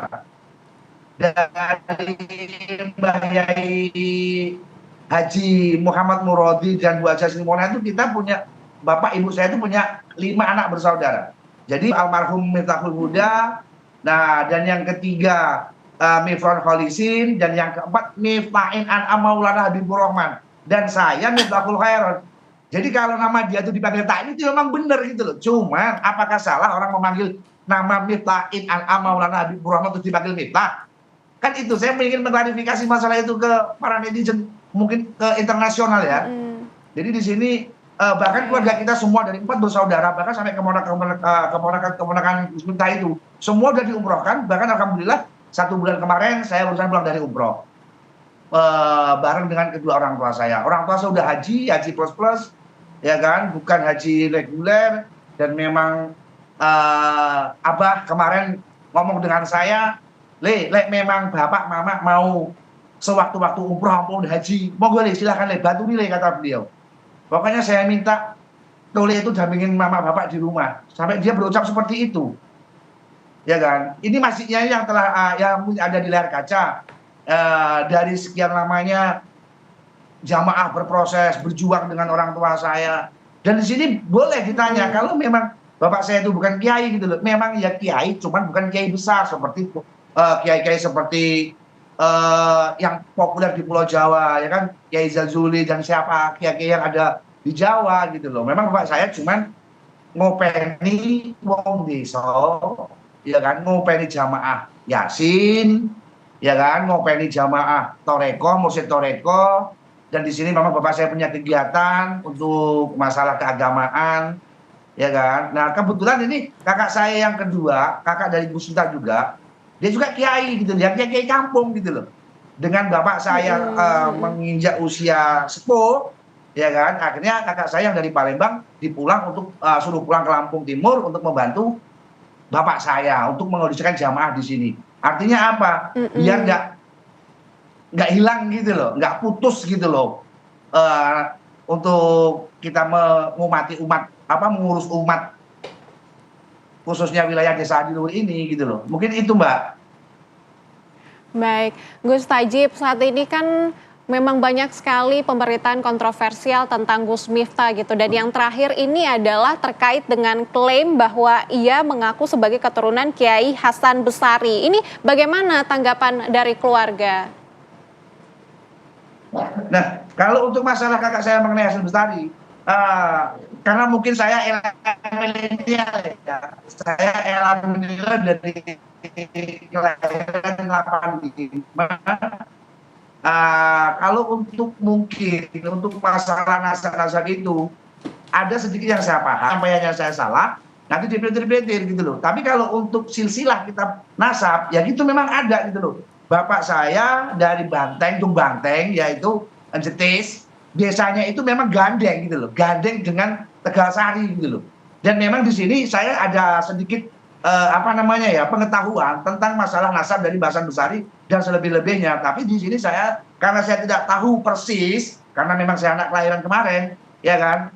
Jadi saya nggak bisa untuk menyampaikan Mbak. Jadi di sini mungkin bukan ini privasi ya. Kalau saya tahu saya akan sampaikan. Tapi kalau saya nggak tahu nanti malah dibuat-buat nanti sama netizen. Seperti itu Mbak. Oke. Kalau ada Gus Tajib, ini tadi kami baru Hasan Besari. Ya Gus, ini kami Mbak. tadi baru saja berbincang dengan Pak Wirasto selaku keturunan ke-8 Kiai Ageng Muhammad Besar. Dan menurut beliau ini katanya keluarga Gus dan Gus Miftah ini tidak ada sangkut pautnya dengan keluarga Kiai Ageng Besari. Menurut Gus Tajib sendiri seperti apa? Nah, kalau misalnya memang itu yang jadi persoalan atau perbincangan di dunia sosial, memang saat ini memang lagi viral, ya kan? Itu kalau menurut saya yang mempermasalahkan itu siapa bab itu. Kalau memang itu dipermasalahkan, ayo gitu loh. Kita datangkan ke Jawa Timur di Ponorogo untuk kita menemui atau silsilah dari keluarga Mbah Yai Hasan Besari ataupun dari keluarga besar bapak saya yang lebih tahu, yang mungkin bisa menyampaikan sedetail-detailnya ke publik bahwasanya untuk menentukan bahwasanya betul-betul kakak saya Gus Miftah ini dari keturunan Mbah Yai Hasan Besari apa bukan, kan begitu ya kan. Kalau misalnya memang keturunan, nah berarti netizen juga mau berbuat apa gitu loh. Tapi kalau misalnya memang bukan keturunan, nah memang gimana ya, namanya kita mengidolakan kiai ataupun kita memang berguru, menganggap dia itu guru besar kita, apakah kita nggak boleh untuk membesar-besarkan guru kita? Kan seperti itu. Selebihnya saya nggak bisa menggambarkan Mbak, karena itu tadi saya kembalikan. Mungkin saya anak kemarin sore, ya kan, jadi belum tahu sebetulnya seperti apa untuk masalah sejarah dari nasab dari Mbah Hasan Besari ini, ya kan. Mungkin yang lebih tahu orang-orang yang terdahulu Mbak. Kalau untuk saya pribadi, saya hanya sedikit tahu dangkal akan silsilah nasab itu, nanti kalau saya sampaikan, nanti saya salah Mbak. Jadi mungkin itu Mbak. Baik. Oke Gus, ini terakhir Gus, bagaimana tanggapan keluarga soal kontroversi mengenai Gus Miftah ini yang mengolok-olok pedagang ST dan juga seniman senior ya Gus? Bagaimana tanggapan keluarga? Nah jadi begini, ya mungkin saya akan menyanyikan Mbak ya. Jadi gini Mbak, sedikit mungkin ada saya yang mau saya sampaikan. Secara syariat itu tidak ada masalah Mbak, karena itu gayanya Gus Miftah dari zaman terdahulu sampai saat ini. Dia itu ceramah nggak di tempat-tempat masjid ataupun di tempat-tempat orang yang alim. Dia selalu berceramah di dunia kontroversial seperti kaum marginal, pelacuran, ya kan, dan digagang memang dari orang-orang yang nggak benar. Jadi cara dia menyampaikan, dia punya cara. Begitu juga saya, Mbak. Di mana saya tempat, saya di situ bisa menyesuaikan untuk kita menyampaikan. Jadi ibarat bak, ya kan, yang mau diisi air kalau udah penuh, kalau nggak memang bukan tempatnya ya nggak nyambung. Tapi kalau kita menyampaikan dengan cara-cara guyonan ataupun dengan cara seperti itu, mungkin nggak asik juga dong di telinga kita kalau memang Gus Miftah itu dikenal dari zaman dahulu ceramah ya memang seperti itu. Nah memang kalau secara syariatnya Mbak itu tidak ada masalah. Tapi kalau secara hakikatnya mungkin kita berucap kotor kepada orang, nah itu mungkin nggak boleh Mbak. Nah mungkin ini jadi pelajaran buat kakak saya untuk ke depan menjadi yang lebih baik. Tapi kalau untuk masalah keluarga saya nggak ada masalah Mbak, gitu loh, nggak ada masalah sama sekali gitu loh. Ya cuman kita sebagai keluarga tetap apapun itu bukan membela ya, tapi tetap akan menerima sesosok Gus Miftah itu ya di tengah-tengah keluarga kita ya memang kita saudara kandung ya kan, masih punya orang tua ya apapun itu toh Mbak. Jadi nggak ada alasannya untuk masalah perkara ini untuk mengurangi menyambung silaturahmi kita secara keluargaan Mbak. Gitu. Jadi kalau untuk masalah mengenai masalah ini itu kan cuman kemungkinan Mbak ya, mungkin di sini saya sentil, itu kan cuman mungkin orang-orang yang memang kalah saing ataupun memang mau bersaing di dunia politik ataupun di tunggang-tunggangi politik, itu nggak benar. Yang namanya politik kita maklum lah Mbak. Namanya politik Mbak, saya juga sedikit orang politik. Bila mana kita itu berpolitik, nggak usah ikut-ikutan politik, bila mana orang tego mateni wong tuane dhewe. Nah, kalau orang tego mateni wong tuane dhewe rasa melok politik, itulah politik. Nah, mungkin di sini saya maklumi Mbak. Ya kan? Dengan adanya kakak saya digoreng, dengan adanya kakak saya seperti itu. Cuman kalau kita secara logika aja Mbak ya. Penjual es sebelum berangkat dari rumah, siapapun umatnya, siapapun orangnya, bila mana kita mau melakukan sesuatu pasti kita akan mengucapkan doa. Kita akan berdoa dulu. Ya Allah, dimudahkan dari segala rezekinya saya, dimudahkan dari segala urusan saya, dunia akhirat. Nah, itu pasti Mbak. Nah, mungkin ya kan, Pak Son Aji ini sebelum berangkat dia sudah doa sebelumnya. Nah, memang dikala itulah. Karena apa Mbak? Saya meyakini Allah itu tidak akan susah untuk membolak-balikkan fakta. Ingin memudahkan ataupun menyusahkan umat-umatnya, hamba-hambanya yang ciptaannya Allah kan gitu loh. Jadi dengan adanya ini dilewatkan dengan mulut Gus Miftah dengan kata-kata GLBO GL. Iya. Baik, terima kasih Gus Tajib atas waktunya pada siang hari ini Gus. Terima kasih banyak atas waktunya pada siang hari ini. Siap, terima kasih Mbak Nabila dengan Mbak. Terima kasih Gus Tajib. Terima kasih banyak. Dan pemirsa, jenazah bocah perempuan yang ditemukan tewas dalam karung di Pamalang, Jawa Tengah menjalani prosedur autopsi. Informasi selengkapnya akan kami hadirkan sesaat lagi.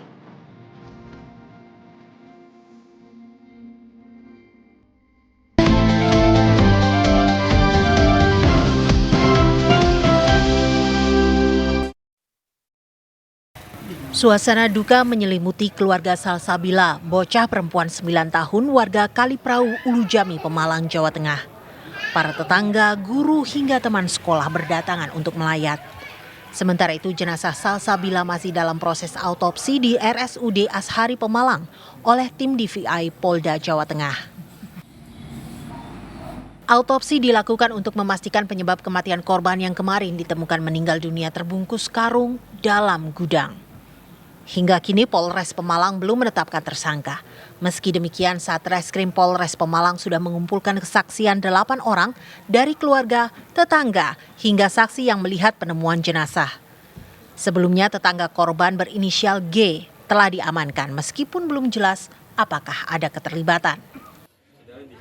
Dari penyelidikan sementara penyebab sudah diketahui? Masih belum. Nanti kalau misalnya sudah keluar hasil resmi dari forensik akan segera kami teruskan.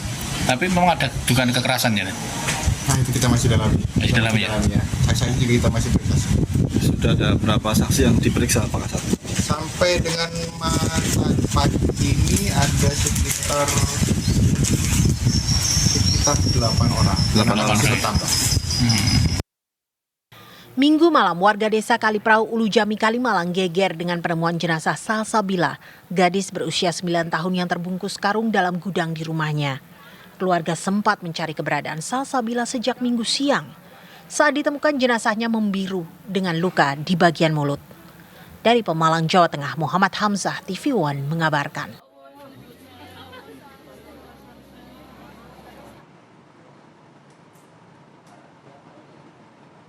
Pemirsa, kami langsung ajak Anda untuk menuju ke Polres Pemalang untuk menyimak konferensi pers mengenai kasus ini. Anak korban teriak, kemudian dia bersangkutan membekap anak korban di dalaman. Bedanya kalau untuk lapak itu yang kalau dari hasil pemeriksaan kami tidak ada barang yang hilang. Hanya barang-barang sempat ada yang berantakan karena mungkin ada perlawanan dari anak korban. Dan setelah melakukan itu pelaku waktu menggunakan jalan yang sama. Yang bersangkutan melewat tempat yang sama, lewat lompat, lewat genteng itu yang atas pelaku tidak ada pelapornya itu dan bekerja lagi seperti itu. Pada saat pemeriksaan memang yang bersangkutan bekerja dan hanya dia sendiri yang saat itu ada di situ pada waktu pada jam itu. Dan selama itu, anak itu masih di tempat itu atau peninggalan masih di situ karena dia memang kerja di situ. Dia kerja itu. Dia kerja di situ. Hanya dia kerja di situ waktu itu pada yang masuk pada hari Minggu satu aja. Sampai dengan kita panggil ini yang kita periksa. Dan petunjuknya ya dari sini kita sudah hasil otopsi ya. Kemudian ada petunjuk dari banyak kasus yang kita dalami juga. Kemudian dari handphone yang bersangkutan juga ternyata yang bersangkutan anak yang berkonflik dengan hukum ini tidak hanya sekali dia menggunakan jalur yang untuk memanjat itu. Dia beberapa kali sempat merekam video rumah sebelah. Itu direncanakan berarti ya? Masih tidak, mencoba perencanaan ini. Kalau ketika bilang ini pelaku ini reaksi sebenarnya itu ya yang bersangkutan terus normal seperti apa adanya sampai dengan kami dapatkan alat bukti untuk yang mengarah pada jadi tangkapnya dia masih dalam kondisi masih di sebelah rumah sempat dipukul menggunakan tangan kosong di bagian belakang kepala, belakang leher dan ada bekas di bagian dada juga. Ada pengaruh lain? Oh enggak, saat ini masih dalam penyelidikan loh. Nah ini kita dan sudah kita tetapkan sebagai anak yang berkonflik. Dijerat dengan apa tadi? Oke, baik. Untuk saat ini kami menjerat dengan pasal 82 ayat 1 dan 4 Undang-Undang RI nomor 17 tahun 2016 tentang peraturan pengganti Undang-Undang nomor 1 tahun 2016 tentang perubahan kedua atas Undang-Undang nomor 2022 tentang perlindungan anak dan pasal 80 ayat 3 Undang-Undang RI nomor 35 tahun 2014 tentang perubahan atas Undang-Undang RI nomor 23 tahun 2002 tentang perlindungan anak dengan ancaman pidana kurungan minimal 5 tahun dan maksimal 15 tahun atau denda sebesar 5 miliar rupiah. Jadi mengingat pelaku ini. Pemirsa, apa kabar Indonesia Siang akan kembali usai jeda, tetaplah bersama kami.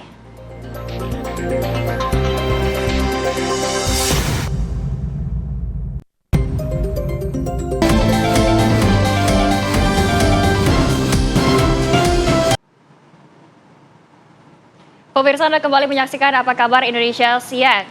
Kebakaran hebat melanda pemukiman warga di Jalan Kemayoran Gempol, Jakarta Pusat Selasa siang. Sebanyak 16 unit mobil damkar dikerahkan ke lokasi kebakaran guna meminimalisir api yang terus membesar. Api berkobar hebat di pemukiman padat penduduk di Jalan Kemayoran Gempol, Jakarta Pusat Selasa siang. Kencangnya tiupan angin membuat api dengan cepat merambat ke pemukiman warga yang diduga melahap puluhan rumah.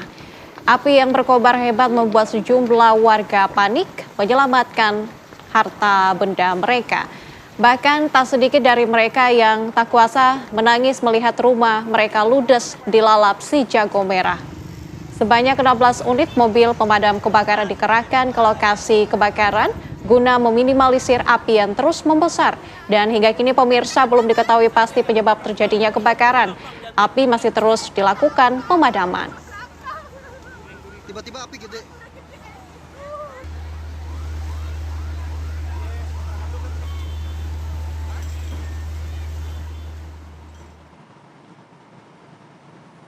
Pemirsa, penceramah kontroversial Gus Miftah masih terus menjadi sorotan. Bahkan silsilah sebagai keturunan ke-9 Kiai Ageng Muhammad Besari dari Ponorogo, Jawa Timur juga dipertanyakan. Kebetulan Kiai, saya keturunan ke-9 dari Mbah Muhammad Besari. Miftah, Kiai Murodi, Muhammad Boniran, Muhammad Usman, Jalal Iman, Karyonawi, Madarum, Muhammad Ilyas, Muhammad Besari. Klaim silsilah Gus Miftah, penceramah kontroversial sekaligus mantan utusan Presiden bidang kerukunan beragama sebagai keturunan ke-9 ulama besar Kiai Ageng Muhammad Besari memicu polemik di Ponorogo. Jadi saya keturunan ke-18 dari Prabu Brawijaya, keturunan ke-17 dari Raden Patah Demak. Sebagian besar zuriah Kiai Ageng Muhammad Besari meragukan klaim dari Gus Miftah. Raden Kunto Pramono, keturunan ke-8 Kiai Ageng Muhammad Besari, meragukan klaim Gus Miftah yang mengaku sebagai zuriah keturunan ke-9 Ki Ageng Muhammad Besari. Raden Kunto memaparkan silsilah 8 generasi yang dapat dijelaskan secara jelas dan runut, mulai dari Kiai Ageng Muhammad Besari, Kiai Ageng Muhammad Ilyas, Kiai Kanjeng Bagus Hasan Besari, Kiai Kasan Anom I, Kiai Kasan Anom II, Eyang Gatut Muhammad Ismail, Raden Hartawan Cokrodisiswoyo, dan Raden Kunto Pramono. Raden Kunto menegaskan siapapun yang mengaku sebagai keturunan Kiai Ageng Muhammad Besari harus dapat menunjukkan bukti konkret. Sebagai contoh, pahlawan nasional Hos Cokro Aminoto dikonfirmasi sebagai bagian dari keluarga besar Tegal Sari berdasarkan silsilah yang valid. Meski Gus Miftah pernah mengisi acara haul di Tegal Sari, Kunto menegaskan bahwa pencarian di silsilah Kiai Ageng Muhammad Ilyas tidak menemukan hubungan nasab yang dimaksud. Sementara itu, pihak keluarga keturunan dari Kiai Ageng Muhammad Besari membenarkan jika orang tua Gus Miftah dulunya merupakan warga Bantengan, Desa Mojorejo, Kecamatan Jetis Ponorogo. Namun setelah mondok di Kediri, orang tua Gus Miftah bertransmigrasi ke Lampung. Nama Gus Miftah itu terdaftar mboten itu? Kalau itu tidak ada dalam silsilah, itu memang sebetulnya tidak ada lah. Maksud saya itu juga saya itu mengharapkan itu memang itu kalau memang dari Kiai Ageng Muhammad Ilyas ya, betul lagi Kiai Muhammad Sari itu dari istri keberapa itu nanti akan ketemu gitu, seperti itu. Setelah saya cek yang mungkin yang namanya ini itu kok nggak ada lah, itulah saya masih merasa ada keraguan lah di situlah. Hal senada juga dikatakan perangkat desa Mojorejo Muhammad Nur Hashim. Menurut Nur Hashim, nama asli ayah Gus Miftah adalah Turut. Turut merupakan warga asli Dusun Bantengan, Desa Mojorejo, Kecamatan Jetis, Ponorogo. Setelah mondok di Kediri, nama ayah Gus Miftah berubah menjadi Murodi. Gus Miftah lahir di Lampung. Miftah merupakan anak ketiga dari 5 bersaudara. Menurut Nur Hashim, Gus Miftah bukan keturunan Kiai Ageng Muhammad Besari karena Gus Miftah merupakan putra Turut atau Murodi. Kakek Gus Miftah yaitu Mbah Boniran, Ngusman, Jalal Iman, dan Hasan Abdullah merupakan warga asli Dusun Bantengan. Tahu saya itu Gus Miftah itu putra dari Bapak Murodi atau Bapak Turut itu, kemudian Bapak Turut punya bapak namanya Mbah Boniran. Gus Miftah pernah ke Mojorejo, Ponorogo, Jawa Timur karena diundang mengisi pengajian tahun 2013 lalu. Hanya ayah dan adik Gus Miftah yang sering ke Mojorejo untuk mengunjungi keluarga. Dari Ponorogo, Jawa Timur, Aris Sutikno, TV One mengabarkan. Saya keturunan ke-9 dari Mbah Muhammad Besari. Miftah, Kiai Murodi, Muhammad Boniran, Muhammad Usman, Jalal Iman, Karyonawi, Madarum, Muhammad Ilyas. Kita ke informasi lainnya, pemirsa. Kementerian Sosial memberi perhatian khusus pada kasus dugaan pelecehan seksual yang dilakukan pemuda disabilitas di Mataram. Agus juga sudah menjalani pemeriksaan di Mapolda Nusa Tenggara Barat.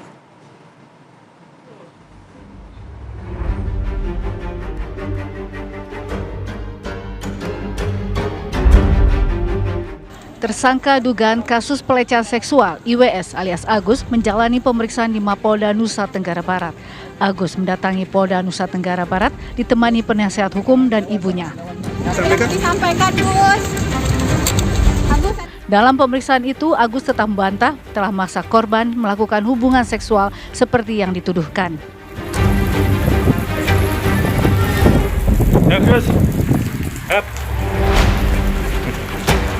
Tidak bisa terlalu berspekulasi. Kita coba telusuri, kita jalani proses hukumnya saja dulu, gitu ya. Karena sejauh ini kan apa ya? Kalau kita bilang penggiringan juga ya. Sementara fakta peristiwanya kan belum terang dan jelas. Ini kan banyak sekali media yang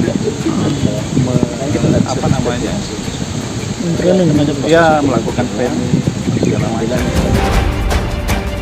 Sementara itu, berkas perkara Agus kini masih dalam pemeriksaan di Kejaksaan Tinggi Nusa Tenggara Barat.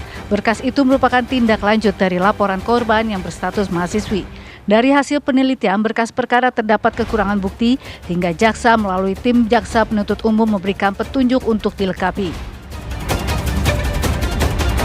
Dari hasil penelitian berkas perkara masih terdapat kekurangan alat bukti sehingga kami memberikan petunjuk apa yang harus dilengkapi. Kalau dari media ramai bahwa ada posko pengaduan terhadap korban-korban IWAS, itu kurang lebih sudah belasan. Namun demikian masih dalam berkas perkara karena dari awal itu yang pelapor baru 1 dan ada 2 orang lagi yang menjadi korban, jadi baru ada 3. Menteri Sosial Saifullah Yusuf juga mengapresiasi langkah Polda Nusa Tenggara Barat dalam menangani kasus dugaan pelecehan seksual dengan tersangka seorang difabel. Mensos memastikan tersangka diperiksa dengan memenuhi haknya sebagai penyandang disabilitas. Mensos juga menyediakan layanan medis dan psikologis untuk para korban. Tentu kita lakukan pendampingan semampu kami, sebisa kami sesuai dengan perangkat yang kami miliki. Lebih-lebih di situ ada 2 anak yang saya dengar, ada 2 orang yang masih di bawah umur. Tentu kita berikan pendampingan, baik pendampingan medis maupun nanti pendampingan sosial. Karena kita melihat situasi kita masih dalam proses. Karena saat ini untuk fasilitas kita juga belum memadai, jadi kita memperhatikan hak tetap pelaku, kita lakukan penahanan rumah dan itu sudah kita perpanjang 40 hari ke depan untuk di tahanan rumah. Saat ini kita fokus terkait dengan berkas perkara yang sudah kita lakukan pemeriksaan dan 2 sudah kita BAI, salah satunya memang ada anak-anak. Tapi fokus di dalam pemeriksaan itu ada 5 termasuk dengan korban itu sendiri. Hingga hari ini jumlah korban kekerasan seksual dengan tersangka Agus menjadi 15 orang, 2 orang korban diantaranya masih di bawah umur. Dari Mataram, Nusa Tenggara Barat, Herman Zuhdi, Tihuan mengabarkan. Pemirsa, terbukti melakukan penembakan terhadap siswa SMK, Oknum Satres Narkoba Polrestabes Semarang Aibda Robik dipecat tidak dengan hormat.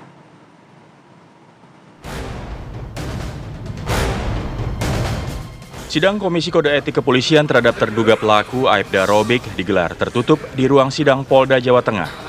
Sidang yang dipimpin oleh Pamen Direktorat Reserse Narkoba Polda Jawa Tengah, AKBP Ede Sulistyo, dibagi dalam 2 sesi. Di sesi pertama, sidang mendengarkan keterangan saksi 5 anak yang terlibat dalam peristiwa malam itu dan saksi ahli dari laboratorium forensik. Sementara pada sesi kedua dilakukan pemeriksaan terhadap Aibda Robik. Hari ini sidang sudah terlaksana, dimulai dari jam 1 tadi siang dan selesai baru saja pukul 8:30, jadi cukup lama kegiatan tersebut. Dan putusannya adalah Aibda R selaku terduga pelanggar ini mendapat putusan PTDH, yaitu pemberhentian tidak dengan hormat. Pemecatan dilakukan lantaran Robik telah terbukti melakukan perbuatan tercela dengan melakukan penembakan terhadap sekelompok orang lewat. Sementara keluarga Gama korban tewas akibat penembakan tersebut merasa puas dengan keputusan yang dijatuhkan kepada Robik. Yang membunuh anak saya itu wajar kalau saya marah sekali ya. Apakah ada perbedaan maaf dari Aibda Robik saat itu? Tidak ada sama sekali. Tidak ada ngomong sama sekali. Pak Andi, tanggapannya terhadap putusan tadi? Puas Mas dengan pemberhentian tidak hormat yang dilakukan kepada tersangka. Saya sangat senang. Atas putusan itu, Robik berencana mengajukan banding. Sebelumnya, Direktorat Kriminal Umum Polda Jateng juga telah melakukan gelar perkara dan menaikkan status Aibda Robik menjadi tersangka. Dari Semarang, Jawa Tengah, Didit Kordias, TV One mengabarkan.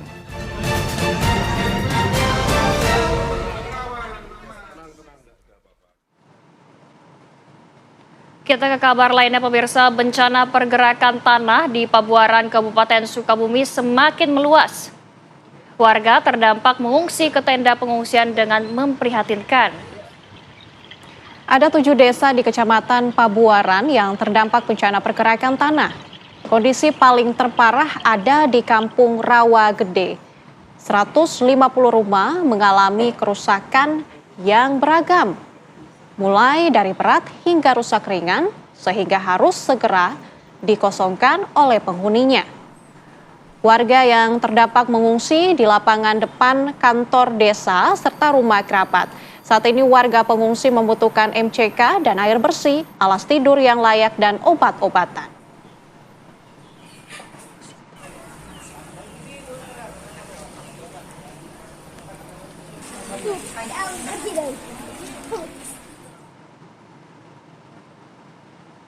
Pemirsa, kabar tadi sekaligus menutup perjumpaan kita di Apa Kabar Indonesia Siang. Saya Nadila Saleh dan juga rekan saya Zinka Naila. Pamit undur diri, terima kasih dan sampai jumpa.